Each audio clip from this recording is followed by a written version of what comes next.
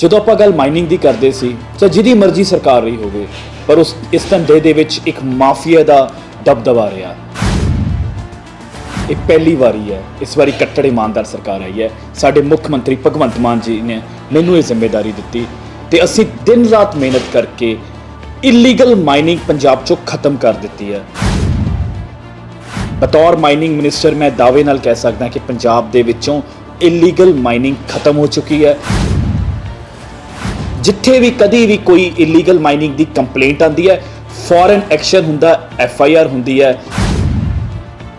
ਕਿ ਪਿਛਲੇ ਸਾਲ ਸਿਰਫ 35,000 ਤੋਂ 40,000 matric ton daily average extraction ਹੁੰਦੀ ਸੀ, ਖੱਡਾਂ ਚੋਂ ਰੇਤਾ ਬਜਰੀ ਨਿਕਲਦਾ ਸੀ, ਜਦਕਿ ਅਸੀਂ 1 ਲੱਖ ਤੋਂ ਪਾਰ ਲੈ ਕੇ ਜਾ ਚੁੱਕੇ ਹਾਂ। ਕੱਲ ਪੰਜਾਬ ਦੇ ਵਿੱਚ 1,03,000 ਮੈਟ੍ਰਿਕ ਟਨ ਐਕਸਟ੍ਰੈਕਸ਼ਨ ਹੋਈ ਹੈ। ਸਤਿ ਸ਼੍ਰੀ ਅਕਾਲ ਜੀ। ਇੱਕ ਕੱਟੜ ਇਮਾਨਦਾਰ ਸਰਕਾਰ ਕੀ ਕਰ ਸਕਦੀ ਹੈ, ਇਸ ਦੀ ਮਿਸਾਲ ਭਗਵੰਤ ਮਾਨ ਜੀ ਦੀ ਸਰਕਾਰ ਹੈ।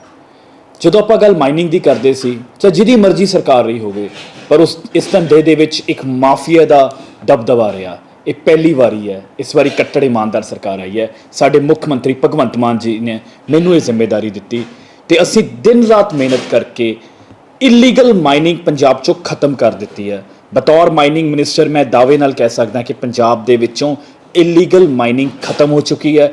ਜਿੱਥੇ ਵੀ ਕਦੀ ਵੀ ਕੋਈ ਇਲੀਗਲ ਮਾਈਨਿੰਗ ਦੀ ਕੰਪਲੇਂਟ ਆਉਂਦੀ ਹੈ, ਫੌਰਨ ਐਕਸ਼ਨ ਹੁੰਦਾ, FIR ਹੁੰਦੀ ਹੈ ਤੇ ਉਹ ਮਾਮਲਾ ਦਰਜ ਕੀਤਾ ਤੇ ਕਿਸੇ ਦੇ ਨਾਲ ਕੋਈ ਭੇਦਭਾਵ ਨਹੀਂ।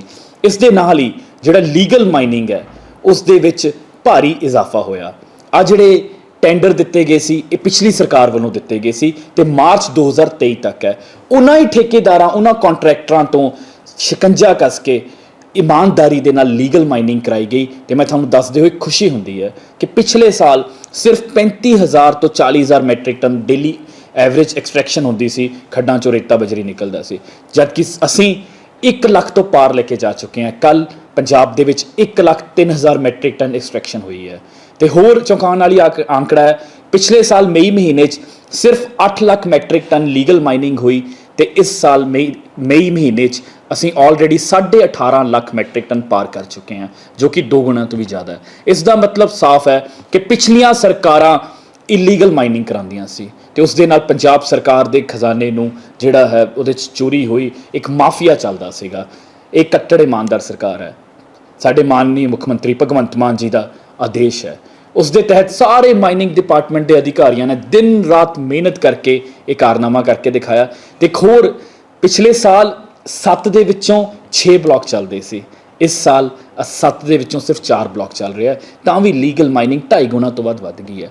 ਰੋਪੜ ਜੋ ਇਲੀਗਲ ਮਾਈਨਿੰਗ ਦਾ ਗੜ ਰਿਹਾ, ਪਿਛਲੇ ਸਾਲ ਮਈ ਮਹੀਨੇ ਦੇ ਵਿੱਚ ਕਾਗਜ਼ਾਂ ਦੇ ਵਿੱਚ ਸਿਰਫ 20,000 ਮੈਟ੍ਰਿਕ ਟਨ ਉੱਥੋਂ ਮਾਈਨਿੰਗ ਦਿਖਾਈ ਗਈ, ਜਦਕਿ ਰੋਜ਼ਾਨਾ ਪਿਛਲੇ ਸਾਲ ਹਮੇਸ਼ਾ ਕਿਉਂਕਿ ਅਸੀਂ ਉੱਥੇ ਇਲੈਕਸ਼ਨ ਲੜੇ ਦੇਖਿਆ ਕਿਵੇਂ ਰੋਜ਼ਾਨਾ ਸੈਂਕੜੇ ਹਜ਼ਾਰਾਂ ਦੀ ਤਾਦਾਦ 'ਚ ਟਿੱਪਰ ਨਿਕਲਦੇ ਸੀ। ਇਸ ਸਾਲ ਰੋਪੜ ਬਲਾਕ ਦੇ ਵਿੱਚੋਂ 1,60,000 ਮੈਟ੍ਰਿਕ ਟਨ, 8 ਗੁਣਾ ਲੀਗਲ ਮਾਈਨਿੰਗ ਵੱਡੀ, 8 ਗੁਣਾ। ਸਾਡਾ ਦਾਅਵਾ ਹੈ ਕਿ ਅਸੀਂ ਇਲੀਗਲ ਮਾਈਨਿੰਗ ਮਾਫੀਆ ਦੇ ਉੱਤੇ ਟੋਟਲ ਉਸਦੀ ਜਿਹੜੀ ਰੀੜ੍ਹ ਦੀ ਹੱਡੀ ਤੋੜ ਚੁੱਕੇ ਹਾਂ। ਪੰਜਾਬ ਦੇ ਵਿੱਚ ਜਿਹੜਾ ਵੀ ਟਿੱਪਰ, ਜਿਹੜਾ ਵੀ ਟਰੱਕ ਰੇਤਾ ਲੈ ਕੇ ਚੱਲ ਰਿਹਾ ਉਹਦੇ ਕੋਲ ਲੀਗਲ ਸਲਿੱਪ ਹੈ। ਪੰਜਾਬ ਦੇ ਵਿੱਚ ਜਿੰਨੇ ਵੀ ਮਾਈਨਿੰਗ ਡਿਪਾਰਟਮੈਂਟ ਦੇ ਭ੍ਰਿਸ਼ਟ ਅਧਿਕਾਰੀ ਸੀ ਉਹਨਾਂ ਨੂੰ ਸਸਪੈਂਡ ਕਰ ਦਿੱਤਾ ਗਿਆ। ਸੈਂਸਿਟਿਵ ਜ਼ੋਨ ਪਹਾੜਾਂ ਦੇ ਉੱਤੇ ਜਿਹੜੇ ਕ੍ਰਸ਼ਰ ਲੱਗੇ ਹੋਏ ਸੀ ਉਹਨਾਂ ਨੂੰ ਸੀਲ ਕਰ ਦਿੱਤਾ ਗਿਆ। ਜਦੋਂ ਲੀਗਲ ਮਾਈਨਿੰਗ